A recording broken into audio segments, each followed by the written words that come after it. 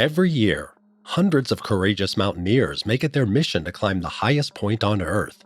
Although reaching the summit is an achievement in itself, for some, it is not enough. They make it harder by climbing without oxygen masks, taking risky routes, or traveling without a guide. But one thing these people all have in common: they all ascended and descended on foot. There was one man who changed this view of mountaineering forever. On September 8, 2002, Marco Siffredi, a 23-year-old mountaineer and snowboarder from Chamonix, France, reached the top of Everest. He took a moment to enjoy the feeling of being at the top of the world as he gazed down at the canvas of ice and snow below. He was preparing to do the unthinkable, to snowboard from the top of Mount Everest to base camp via one of the most dangerous trails. He said goodbye to the Sherpas who had guided him up the mountain before he left on his great adventure. No one knew then that a terrible tragedy awaited him.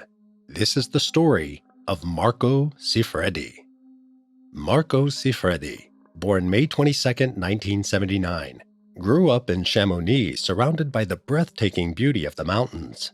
He quickly developed a love for skiing and snowboarding. The mountains of Chamonix were known for their extreme terrain and had the reputation of being a hotbed for extreme skiing and snowboarding.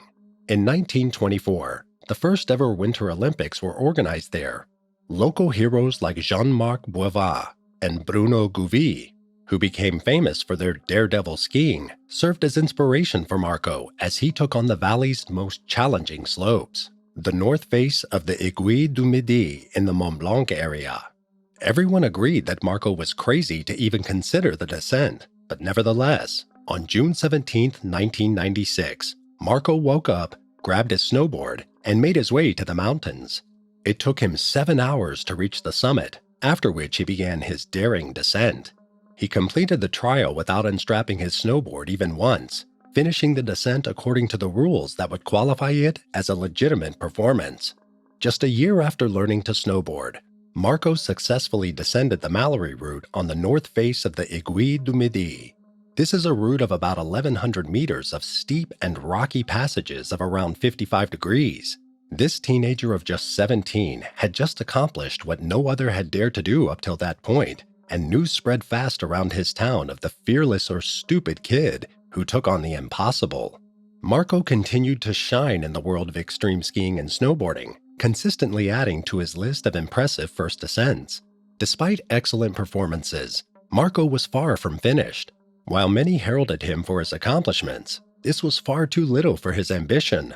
Marco had already set his eyes on his next prize, Mount Everest. When his father Philippe realized he could not dissuade his son from this ambitious goal, he got him in touch with Russell Bryce, a fellow mountaineer and owner of the company that organized Everest expeditions. After a few conversations with the 20-year-old, Russell realized that Marco could in fact complete a descent of Everest even if he had to conquer 8 other dizzying mountains first. Marco didn't take too long to think about it and sealed the deal right there and then. For the next few years, Marco spent time working at his family's campsite to make the money that would eventually fund his lofty expedition. But during this time, the young man wasn't idle. He had conquered all the summits in the vicinity of his hometown.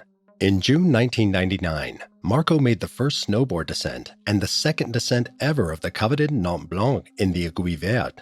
This 1,000-meter route, with an average of 55 degrees and parts that reached 60 degrees, had never been repeated since Jean-Marc Boivin's epic descent in 1989. René Robert's photos of the descent, which were breathtaking, reinforced Marco's reputation as one of the world's best extreme skiers and snowboarders. After conquering Chamonix, the youth went off to tackle the 19,800-foot Toclarajo in Peru. Before his trip, the mother of one of his friends gave him a small cross that would serve as a talisman that he would take on every one of his expeditions. After Peru, Siffredi went to Nepal where he successfully descended Dorje Lakpa at a height of almost 30,000 feet. Next, Marco planned a trip to Cho Oyu, which rose around 27,000 feet above sea level. In 2000, he successfully made the descent of Cho Oyu, and this was the last bit of confirmation he needed to realize he was ready for his biggest challenge yet. From the summit, he had a clear view of the world's highest peak, Mount Everest, laying the seeds for an ambitious future project. In spring of 2001, Marco left for Mount Everest, determined to make history by becoming the first person to snowboard down from the summit. Marco's original plan was to reach the summit and descend via the Hornbein Couloir, but when he arrived on the mountain, there was not enough snow on the windy summit to make this route possible. Instead, he was forced to switch and descend via the Norton Couloir. On May 23, 2001, with the help of oxygen and Sherpas that brought him his supplies to the summit, Marco donned his talisman and made preparations for his descent. Cracks began to develop on his snowboard because of the extreme cold, but luckily, one of the Sherpas was able to fasten it with a harness rope. Marco took his focus and directed it to the task that his whole life had built up to. He took a deep breath and jumped into the abyss. Skillfully maneuvering around climbers making their way up, he raced his board down the first 5,900 feet of the couloir. He took a short break to regain his strength and set up for the rest of the ride, which went just as smoothly, and within 2 hours he had reached the advanced base camp. It was officially the first recorded snowboard descent of Mount Everest when he made an uninterrupted trek of about 3,000 meters on slopes of 40 to 45 degrees. This young man, only 22 years old, had achieved the greatest feat of his life when he became the first person to descend Mount Everest on a snowboard. Despite the acclaim and recognition of his success, Marco was restless. He was not satisfied with the extent of his achievement because he deviated from his original plan when he chose to descend from Norton. He wanted to do the descent again, but this time he was determined to do it via the Hornbein Couloir. This route was considered more dangerous and unpredictable. The mountain had captured his imagination, and he was determined to try again, this time in September 2002, hoping the Hornbein Couloir would have more snow. To achieve this, the timing had to be perfect, and the couloir had to be covered with just the right amount of snow to facilitate the descent. Logistics, finances, and the threat of fatal failure continually slowed the team down. Despite the setbacks, however, Marco would leave Chamonix for the last time on August 8, 2002, only this time he forgot to bring the lucky pendant with the cross. He arrived in Kathmandu and made his way to the Hotel Tibet, where he met Phurba, Pa Naru, and Da Tenzing, 3 Sherpas who would play a crucial role in helping him reach the summit of the mountain. After a week of travel, Marco arrived at base camp, located at an altitude of 5,000 meters. The next morning, the team participated in puja, a Buddhist ceremony offering food, drink, incense, and prayers to the deities in exchange for a safe expedition. As the puja ended, the clouds cleared, revealing their first view of Mount Everest. Marco studied the north face through a telescope and was pleased to see that there was plenty of snow on the slopes. The next few days, the team spent time at base camp to acclimate, with Marco conducting a reconnaissance mission to the base of the North Wall. When he arrived at advanced base camp, he was shocked. As the team prepared for their trek to the summit, Marco and the Sherpas faced challenges at every step.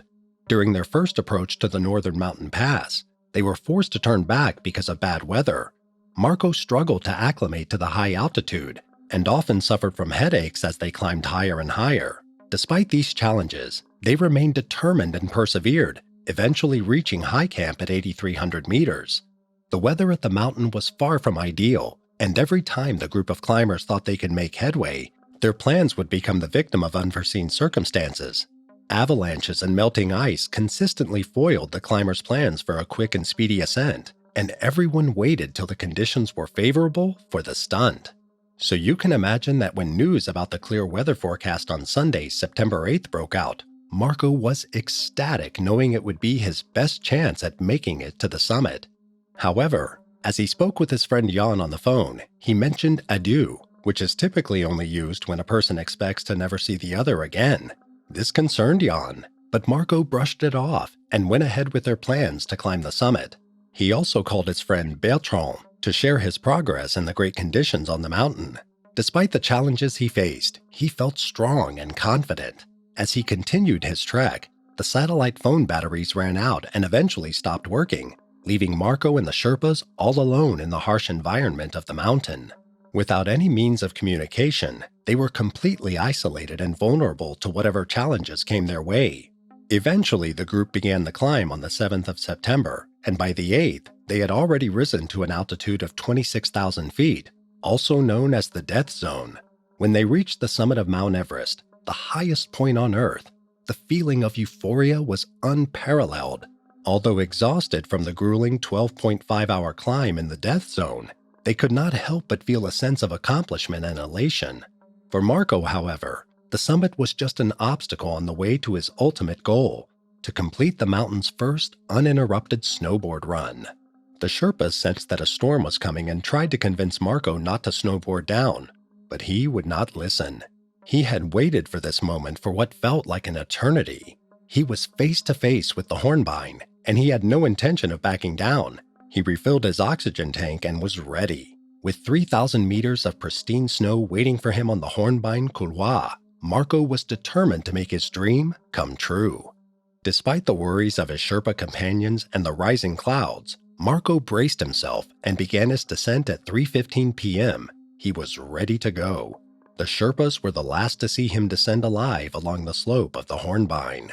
The Sherpas watched him disappear into the mountain light, and as they descended to the northern mountain pass, they were shocked to see a mysterious figure silently gliding down the mountain. Despite their certainty that they were the only ones on the mountain, they all saw the mysterious apparition. When they reached the spot where they saw the figure, they found no sign of Marco or his snowboard tracks. At that moment, they realized that he must have died. When news that Marco had reached the summit reached Chamonix, many believed he had already completed the trek and was back at base camp. The time difference between Nepal and France was significant, which meant Marco should have been down by the time they got the news.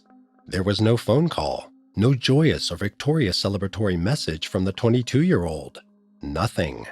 From the base camp, Olivier Besson would follow Marco's descent. He saw the young man as he set off, but since he had no means of communication, he could not confirm whether Marco had reached the yak shepherd who prepared camp for him. By the time the Sherpas made it to base camp, everyone was talking about how the young snowboarder still hadn't returned. He did not return near the end of September 8th, his expected arrival time. Even on the 9th and 10th, no one had heard from him. When Olivier Besson left base camp, he knew the mountain had taken the young man. Surviving a night on Everest is almost impossible at these extreme temperatures, and in most cases would mean a death sentence. Russell Bryce, upon learning of Marco's disappearance, immediately went looking for him. Marco was wearing a yellow jumpsuit that was easily recognizable in the snow. Weeks passed, and still no trace of Marco or his snowboard was found. There were no crevices or abysses where the trail ended, and Russell had no luck during his search. A month after his disappearance, a memorial was held for him. Marco's family, girlfriend Stephanie, and close friends attended. Beyond the initial trails he left as he descended from the summit, Marco's body was never found, and there was never any other clue to him. Many theories were discussed and speculation abounded, but in the end, no one knew for sure what happened to Marco. Regardless of the cause, Marco's mysterious disappearance was a devastating blow to the climbing and snowboarding communities. He was a pioneer in his field and had pushed the boundaries of what was thought to be possible on the mountain. Marco's spirit and legacy live on and inspire future generations of climbers and snowboarders to pursue their own dreams and take to the heights. If you have followed this story to this point, I would like to say a big thank you. If you like this kind of story, don't forget to hit the like button and comment below. If you're interested in this type of content, please click on the subscribe button and turn on your notification bell so you will be notified when another video is posted. Until next time, be cautious and don't ever lose your sense of wonder.